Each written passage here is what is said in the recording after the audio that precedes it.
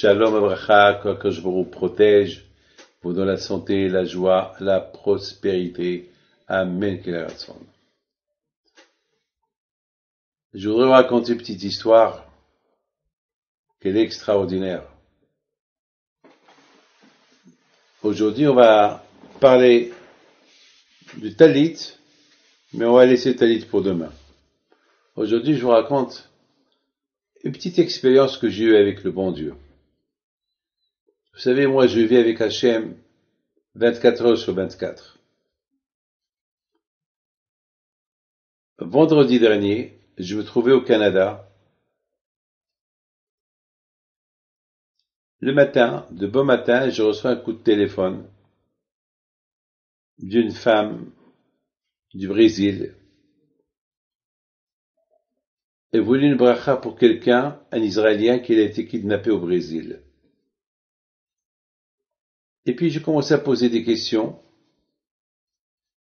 Le nom, est-ce que la police est au courant? Elle m'a répondu sur toutes mes questions. Et je lui dis à la famille de s'arranger avec les ravisseurs, payer la rançon. Ne jouez pas, qu'ils jouent pas avec le feu.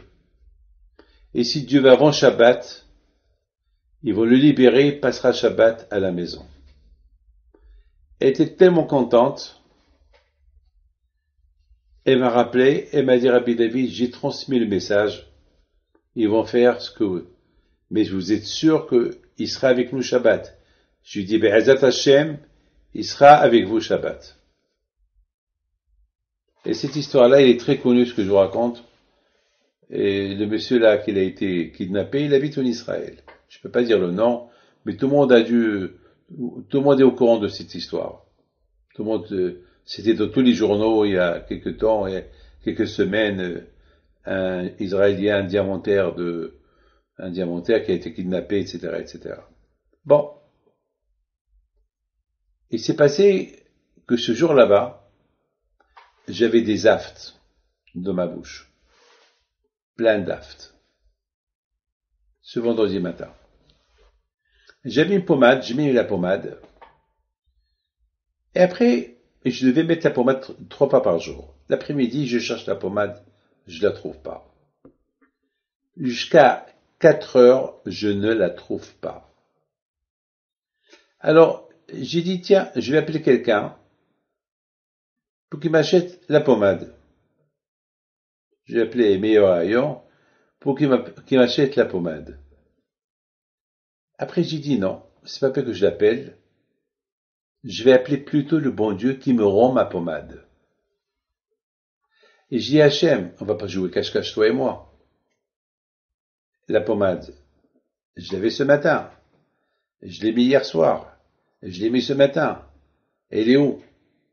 Ne me dis pas qu'elle est nulle part. Et Hachem, il faut lui parler. Vous avez compris? Avec Akash Baruch Hu, il faut avoir un dialogue avec lui. Hachem, il aime qu'on lui parle. Il y a beaucoup de gens qui disent, je ne veux pas le déranger. Ah ben, vous êtes perdu dans l'affaire. Hachem, il veut la connexion. C'est la raison pourquoi on a le talit. Le talit, il nous rappelle qu'il y a Dieu. Le talit, il nous rappelle, connectez-vous avec moi. D'ailleurs, dans le talit, il y a les noms de Dieu dans le talit. Bon. J'ai dit Hachem, je veux trouver avant Shabbat. Si tu ne le donnes pas avant Shabbat, tu veux que je souffre. Hachem, je vais aller à la synagogue. Il faut que je prie. C'est la paracha de Pinhas. Il y a quelqu'un qui m'appelle. Je n'ai pas répondu. Je monte en haut. Je m'assois sur le lit. Et j'ai dit, bon, tiens, ce monsieur qui m'appelait, je vais voir qu'est-ce qu'il veut. Et dès que je m'assois sur le lit, je vois sous l'autre lit qui est en face de mon lit, le tube de la pommade. Ça veut dire que si je suis pas monté en haut, et en général jamais, je m'assois et je réponds au téléphone sur le lit. Toujours lorsque je parle avec quelqu'un, je lui parle sur la chaise. Pas du lit. Jamais. J'ai dit à Hachem merci. Il m'a répondu. Quand je me retrouve, c'est comme ça. Mais, mes amis, il s'est passé quelque chose de pas très beau. Avant Shabbat, Baruch Hashem, je reçois des news, je reçois l'information, on m'appelle du Brésil, Rabbi David, le monsieur, il a été libéré, Baruch Hashem, et ils ont payé la rançon, Baruch Hashem, il passe Shabbat chez lui, comme vous avez dit ce matin. Moi, j'ai dit, Baruch Hashem, c'est la prière. Je suis content, le zéro de Rabbi Pito, il a aidé. Mais ce soir, à la Barabotaï, j'étais malade. Je croyais que j'avais le corona. Je suis resté au lit tout le Shabbat. Tout le Shabbat. Je pouvais même pas bouger du lit. La fièvre. On a cru que c'était le corona. Bon, Hachem, c'était pas le corona. Mais j'ai passé un sale Shabbat. J'ai même pas fait une beracha. J'arrivais même pas à parler. Tout ce que je pouvais dire, de l'eau. J'avais soif, m'apporter de l'eau chaude. Mes amis, après Shabbat, j'ai appris deux choses. Il faut respecter le bon Dieu. Il ne faut pas le menacer. Prie, mais ne menace pas. J'ai dit à Hachem, ne joue pas cache-cache avec moi. Il faut un peu de respect avec le bon Dieu. Bon, il m'a répondu. Il m'a redonné le tube. Je l'ai trouvé.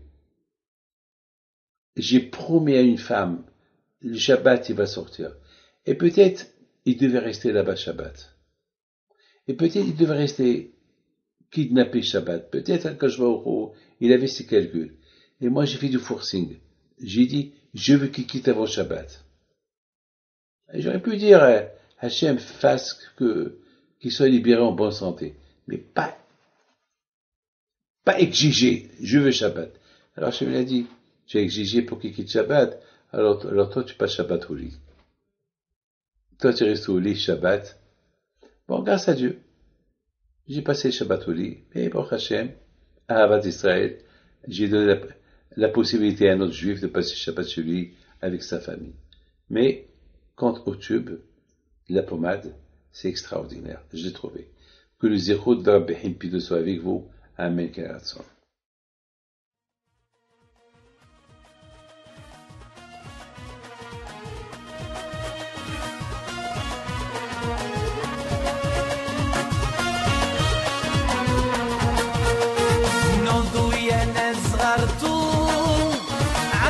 حيم بنتو وقف لنا زي خوت